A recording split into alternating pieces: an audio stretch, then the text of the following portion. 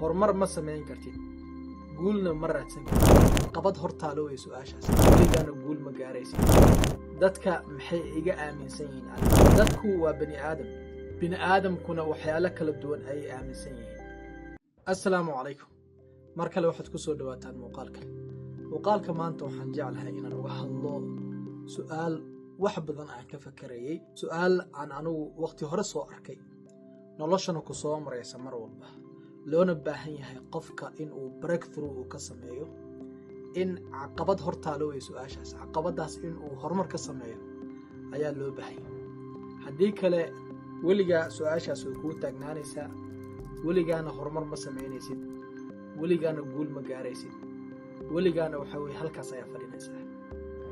su'aashaas waxa weeyaan, dadka maxay iga aaminsan yihiin aniga? su'aashaas haddii aad isku daydid inaad jawaab u raadisid, jawaabtaas waxa weeye weligaa ma helaysid. jawaabta waa ku waalanaysaa. jawaabtaas waxay kuu ridaysaa xanuun, waxay kuu ridaysaa cuqdad, maskaxda ayay ku xanuujinaysaa. waxaa laga yaabaa weligaa halkaa inaad fadhid. dadku waa bani aadam.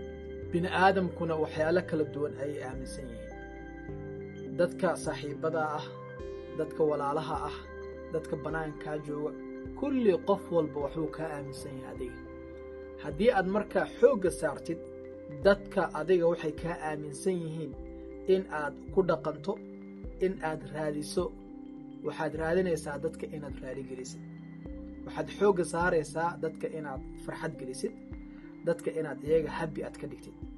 marka waxaad ku shaqaynaysaa dadka maskaxdooda iyo opinionkooda iyo afkaarahooda ayaad ku shaqaynaysaa. marka caqabaddan waa caqabad dad badan haysata. waa caqabad loo baahan yahay qofka inuu ka gudbo. horumar ma samayn kartid, guulna ma raadsan kartid. sababtoo ah horumarkaaga iyo guushaada waxaad ku xirtay qof kale adiga waxa uu kaa aaminsan yahay. qof kale aragtidiisa, qof kale fikraddiisa ayaad ku xirtay. qof kale inaad raali gelisid ayaad ku xirtay. dadka weligood hadal ma deynayaan. dadka weligood inay ku xantaan ma deynayaan. dadka weligood inay wax kaa sheegaan ma deynayaan. si gaar ah haddaad u fiirsidna bulshadeenna waxaynu nahay oral society. afkaan ka hadalnaa, afkaan ka shaqaynaa. literaturkeena iyo suugaanteena iyo taariikhdeena kulli waxa weeye taariikh oral ah. marka qofka Soomaaliga ah in uu fadhiisto oo wax qoro waxa wax badan kaga fudud in uu hadlo. waxa weeye hadalkiisa uu ku gudbisto waxa uu markaas isaga rabay. sidaas mar haddii aad ogaatay waxa loo baahan yahay bulshada inaad sidaas ugu dulqaadatid, sidaas aad ku maaraysid, adigana marna hadalkooda iyo wax ka sheegooda in uusan ku dhibin. marka su'aasha haddii aan ku soo laabano, dadka adiga maxay ka aaminsan yihiin? dadku wax walba ayay ka aaminsan yihiin. wax la taaban karo oo la cabiri karo oo la sheegi karo ma aha. dad baa waxay ka aaminsan yihiin qof xun inaad tahay. dad baa waxay ka aaminsan yihiin qof fiican inaad tahay. dad baa waxay ka aaminsan yihiin qof xun iyo qof fiican oo isku jira in aad tahay. marka ha ku qaldamin, horey mar walba uga soco. su'aashan waxaan arkay dad badan oo ay walwal ku hayso, dadka maxay ka sheegayaan, dadka maxay ka aaminsan yihiin. waxaa marka loo baahan yahay qofka isaga inuu dib iskugu laabto, ilaahay uu tala saarto, horumar uu sameeyo, horey uu socdo.